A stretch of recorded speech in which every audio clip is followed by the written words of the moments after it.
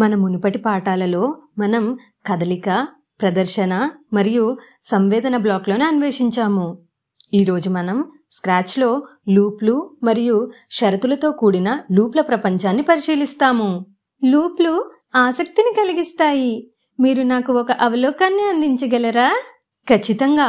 లూప్లు అనేవి మనం పునరావృతం చేయగల సూచనల లాంటివి. కోడ్ని నకిలీ చేయకుండా మన స్ప్రైట్లను అనేకసార్లు పనులు చేయడానికి అనుమతిస్తుంది. ఈ విధంగా స్ప్రైట్కి పదే పదే ఏదైనా చేయమని చెప్పగలమా? సరిగ్గా చెప్పారు.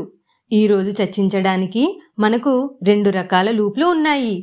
రిపీట్ పునరావృతం చేయడం లూప్ మరియు రిపీట్ టు వరకు లూప్ అవసరం అయినంత వరకు పునరావృతం చేయడం. రిపీట్ లూప్తో ప్రారంభిద్దాం. ఈ బ్లాక్ చర్యల సమితిని నిర్దిష్ట సంఖ్యలో పునరావృతం చేయడానికి అనుమతిస్తుంది. మీరు ఒక ఉదాహరణ ఇవ్వగలరా? తప్పకుండా. మన స్ప్రైట్ 10 అడుగులు ముందుకు వెళ్లాలని మేము 5 సార్లు కోరుకుంటున్నాము.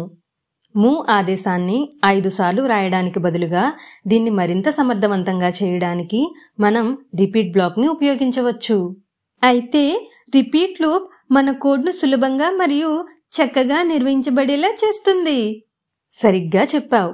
ఇప్పుడు రిపీట్ లూప్లోకి క్షుణ్ణంగా మరియు ఆచరణాత్మకంగా వర్తింపచేద్దాం. చిత్రంలో చూపిన విధంగా ఆకుపచ్చ రంగును పూరించడానికి మా స్ప్రైట్ మొరాకీకి మార్గనిర్దేశం చేయడానికి మేము దీన్ని ఉపయోగిస్తాము. సరదా సవాల్లా ఉంది. అవును, అది నిజమే. మనం కొన్ని సూచనల సమితిని కలిగి ఉన్నాము. పైకి, క్రిందకి, ఎడమ, కుడి మరియు ఆకుపచ్చ రంగులో నింపడం. నమూనాను సాధించడానికి, కోడ్ను మరింత సమర్థవంతంగా చేయడానికి మేము రిపీట్ లూప్ను ఉపయోగిస్తాము. ఈ నమూనాను సాధించడానికి దశల వారీగా సరైన సూచనల క్రమాన్ని నాకు చెప్పండి. 1. ఒక బ్లాక్ను క్రిందకి తరలించండి. 2.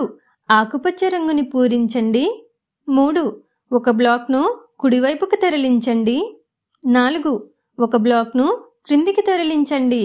మనకు ఇక్కడ ఒక నమూనా కనిపిస్తుందా? ఇది 4 సూచనల సమితిని పునరావృతం చేస్తుంది. అవును, కాబట్టి ఈ సూచనలను చాలాసార్లు రాయకుండా ఉండేందుకు మనం రిపీట్ లూప్ని ఉపయోగించవచ్చు. సరిగ్గా అర్థం చేసుకున్నానా?